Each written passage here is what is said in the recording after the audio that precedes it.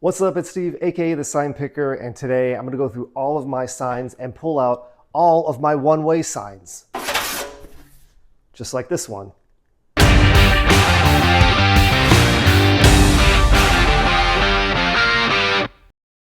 There are two main styles of one-way signs used here in the United States. This one, which is rectangular, and this one, which is also rectangular but is a lot longer than it is tall. Here's another one that looks just like the previous one, except it has the pointed end on it that faces the same direction that the arrow is pointing. The bottom of this sign has a marking that says property of the state of California, and that is because this is a California style one-way sign.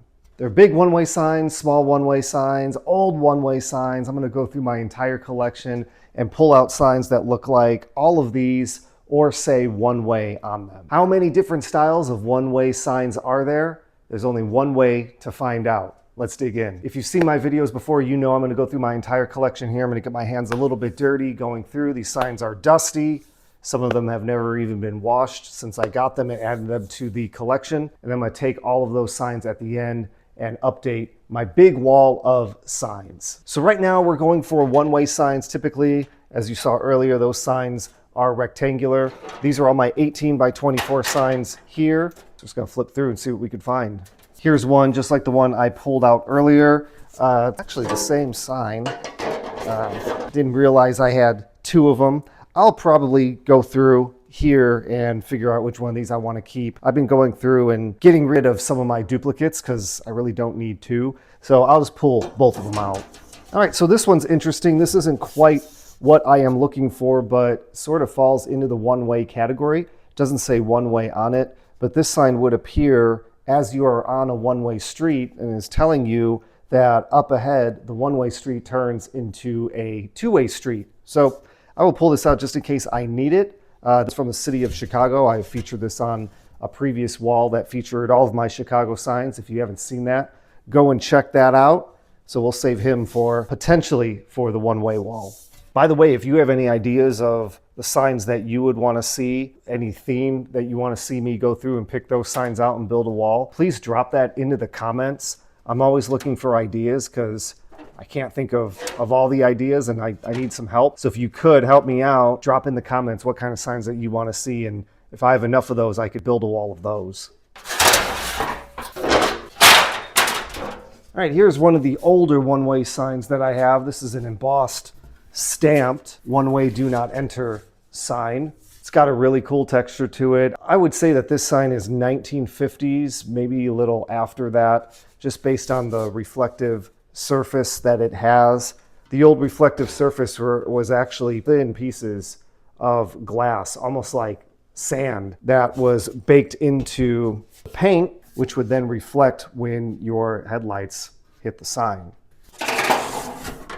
Okay, not necessarily a one-way sign, but definitely within the family of one-way streets and one-way signage. This sign works in concert with a one-way sign to make sure traffic does not go the opposite way of traffic. Do not enter signs are square. So kind of interesting finding this sign right after I pulled out the one-way do not enter sign, which had that combined one-way do not enter message on it. Typically those two messages aren't combined on one sign. And this is the standard for what a do not enter sign looks like in the United States. In most other countries, this sign is round and does not have any wording on it. So it'd just be round, big red circle with the bar in between. In the United States, in my opinion, this sign is more complex than it is in other countries. But since it does family with the one-way sign, doesn't say one-way on it, I'll pull it out for the wall. It's square, it's got some different color on it, so it'll give some nice variety when I'm building the wall. All right, this one is really, really neat. I would say that this sign comes from the 1940s, 1950s era. One-way traffic, steel, embossed, real heavy, very, very cool, not reflective. Certainly one of the ancestors of the one-way sign that we have today. Flip it around, that's actually what the original paint looks like, and I love the texture on the back of this sign. Unfortunately, this one has been repainted, so you have kind of more of a dull yellow. It's not as bright as the original yellow, more of a matte finish. It's not as glossy as the backside, and then somebody just did a pretty poor job painting all of the letters. But be that as it may, for its age, this sign came through pretty good. It's pretty flat still, has a little bit of a ding in the corner here. But I mean, this is what all street signs used to be at the time that this was made. They were all heavy steel embossed, not reflective, and there really was no standard for street signs. So this was never something that was just standard. A lot of the standards for signs varied by state to state. So this comes from that era. So it's pretty cool. You also don't see one-way signs typically being in yellow with black letters. Yellow and black is typically reserved now for warning signs. And one-way signs fall into the regulatory category, which are black letters on a white background. So things have certainly changed since the 1940s when this sign was originally posted. Kind of in that do not enter family. A lot of times you'll see a wrong way in the same vicinity of a one-way or do not enter. It's an interesting shape. This is one of the only signs that uses this aspect ratio, if you will. This has the old style honeycomb reflective sheeting, and based on its size, it was originally double post mounted. If it was mounted single post, the wind would probably do some damage to the sign. It would end up looking like a V. It's a pretty big sign for the wall. We will pull him out, see what we can do with it. Nothing in here. These are all lane control signs with arrows on them. Most of these here are going to be 30 by 30 warning and construction signs, but I believe I have a do not enter sign in here somewhere. Here's another one that is a warning sign because it is yellow background with black letters, but typically one-way signs fall into the regulatory category. The yellow sign is kind of the opposite of the white sign. This is telling you there's one-way traffic ahead. This is telling you there's two-way traffic ahead. But this one is a black on white regulatory. This one is a black on yellow warning. So what is the difference and why do you use one or the other? Well, I think that is the complication that we sometimes have with signage. Sometimes it's open to the interpretation of the municipality that's creating the sign. And that's why it's important that we have the Manual on Uniform Traffic Control Devices, which governs the consistency of our signage system in the United States, so we don't run into confusing sign layout and design like this. Here's that do not enter sign. Old honeycomb reflective sheeting, single post mounted. You can see where the post was there.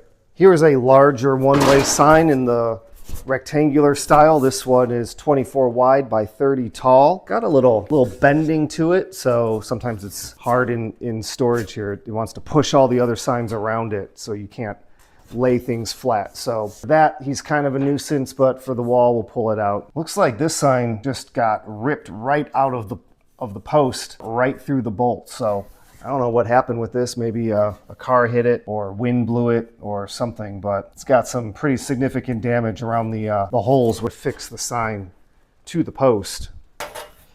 Here is a square do not enter sign. This one obviously is not consistent with the design by today's standards.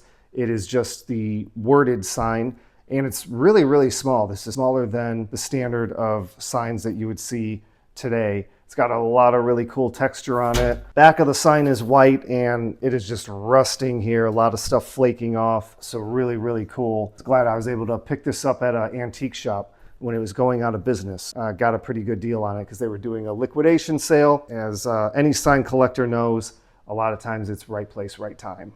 Here is probably the oldest one-way sign that I have. It is square, it's embossed.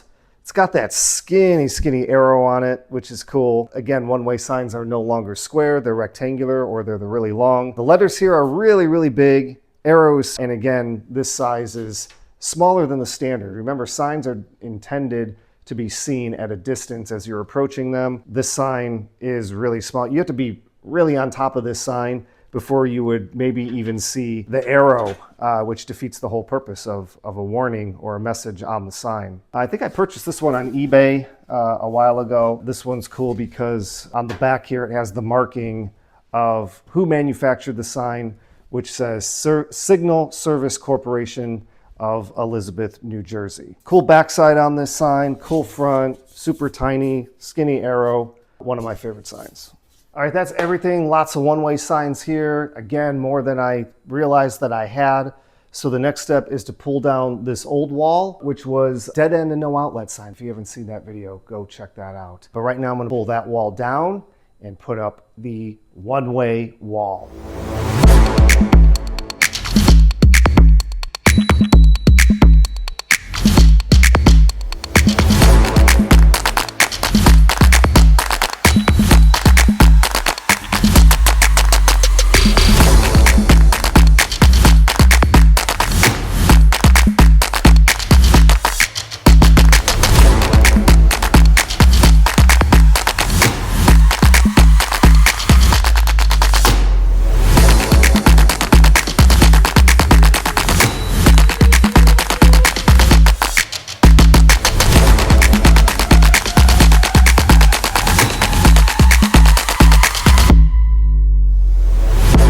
There it is, the one-way wall. I was able to find lots of different shapes, sizes, colors, messaging of all ages of one-way signs or variations of one-way signs like do not enter, things like that. Throw them up on the wall, and it created a really nice space, lots of differentiation, lots of kind of movement with the arrows, which is cool. Some of these signs being bent, like this one, actually does a good job in holding all the other signs up behind it. The way this garage is, sometimes wind comes through here, sometimes the door that leads in the house slams, it shakes the whole wall, signs fall down, and I have to do a good job making sure that all of these signs are leaning back against the wall and also doing their share to hold all the other signs in place. Again, if you have an idea of signs that you want to see from my collection up on the wall, or just wondering if I have a certain kind of sign, make sure you throw that down in the comments. That'll really help me know. If you haven't subscribed yet, please subscribe. That'll help me in getting the content out to more people. And I will see you in the next video.